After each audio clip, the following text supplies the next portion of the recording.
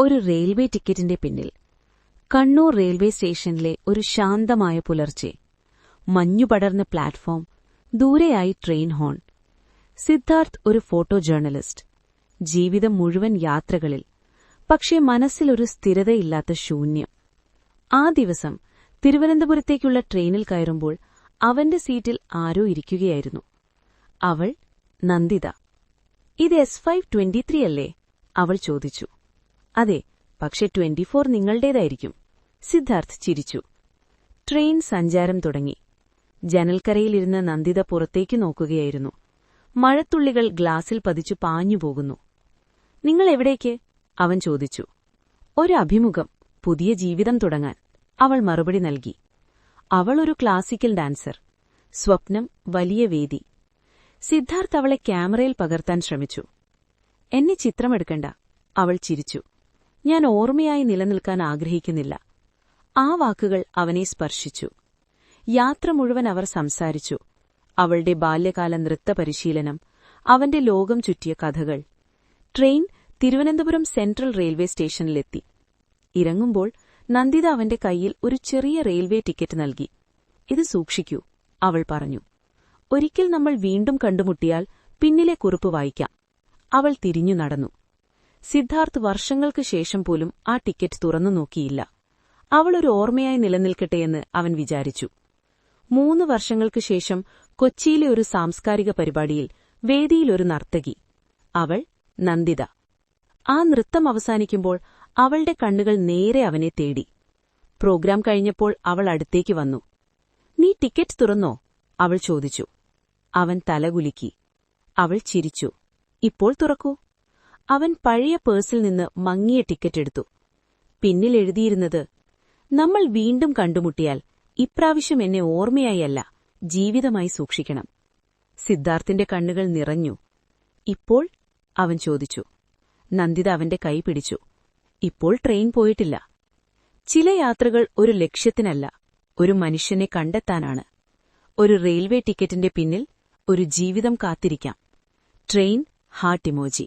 തിരുവനന്തപുരം നഗരത്തിലെ ഒരു പഴയ വീട്. വീട്ടിന്റെ മുകളിലെ മുറിയിൽ ഒരു മേശ, ഒരു പഴയ ടൈപ്പ്റൈറ്റർ, കുറെ വെള്ള പേപ്പറുകൾ.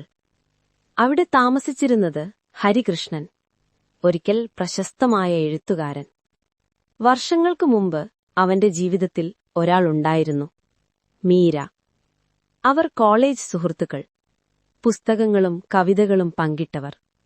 അവരുടെ സംഭാഷണങ്ങൾ കഥകളേക്കാൾ മനോഹരമായിരുന്നു. ഒരു ദിവസം ഹരികൃഷ്ണൻ മീരയോട് പറഞ്ഞു, ഒരു ദിവസം ഞാൻ വലിയ എഴുത്തുകാരനാകും. ആദ്യ പുസ്തകം നിനക്കായി. മീര ചിരിച്ചു. എന്നെ മറക്കരുത്. ജീവിതം വഴിതിരിവെടുത്തു. ഹരികൃഷ്ണന് അവസരങ്ങൾ ലഭിച്ചു. നഗരം, പ്രസിദ്ധീകരണം, അഭിമുഖങ്ങൾ. മീരയുടെ വീട്ടിൽ വിവാഹനിശ്ചയം. അവളൊരു കത്തെഴുതി. നിനക്കായി ഞാൻ കാത്തിരുന്നു, പക്ഷേ നീ തിരക്കിലായിരുന്നു. ആ കത്ത് ഹരികൃഷ്ണന് വൈകി കിട്ടി. അവൻ മറുപടി എഴുതാൻ തുടങ്ങി, പക്ഷെ അയച്ചില്ല. വർഷങ്ങൾ കടന്നു. ഹരികൃഷ്ണൻ പ്രശസ്തനായി. പുസ്തകങ്ങൾ വിറ്റു. പക്ഷേ ഹൃദയത്തിലെ ഒരു പേജ് ശൂന്യമായി. ഇപ്പോൾ അവൻ മുകളിലെ മുറിയിൽ ഇരിക്കുന്നു. മുൻപിൽ വെള്ള പേപ്പർ. അവൻ വീണ്ടും ടൈപ്പ് ചെയ്യാൻ തുടങ്ങി. മീര, ഞാൻ എഴുതാതെ പോയ വാക്കുകൾ ഇന്നെഴുതുന്നു. അവൻ തന്റെ പിഴവുകൾ സമ്മതിച്ചു. സ്നേഹം പറഞ്ഞില്ലാത്തതിന്റെ ഖേദം, കാത്തിരിപ്പിനെ വിലകുറച്ചതിന്റെ കുറ്റബോധം. അവസാനമൊരു വരി, സ്നേഹം പറയാതെ വയ്ക്കരുത്. അവൻ ആ കത്ത് പഴയ പുസ്തകത്തിനുള്ളിൽ സൂക്ഷിച്ചു. അടുത്ത ദിവസം ഹൃദയാഘാതം. ഹരികൃഷ്ണൻ ഇനിയില്ല. കുറച്ചു മാസങ്ങൾക്കുശേഷം ഒരു പുസ്തക പ്രദർശനത്തിൽ മീരയുടെ മകൾ അവന്റെ പഴയ പുസ്തകം വാങ്ങി. അകത്തുനിന്ന് ഒരു മഞ്ഞ നിറം പിടിച്ച കത്തു വീണു. മീര അത് വായിച്ചു. കണ്ണുകൾ നിറഞ്ഞു. ഇത്ര വർഷങ്ങൾക്കുശേഷം നീ മറുപടി എഴുതി. അവൾ പുസ്തകമടച്ചു. ആകാശത്തേക്ക് നോക്കി. ചില കത്തുകൾ ലക്ഷ്യസ്ഥാനത്ത് വൈകിയെത്തും, പക്ഷെ അവയുടെ വാക്കുകൾ ഹൃദയത്തിൽ നേരത്തെ തന്നെ എഴുതപ്പെട്ടിരിക്കും. സന്ദേശം: സ്നേഹവും നന്ദിയും പറയാൻ കാത്തിരിക്കരുത്. എഴുതാതെ പോയ വാക്കുകൾ ഒരിക്കൽ ജീവിതം മുഴുവൻ വേദനയാകും.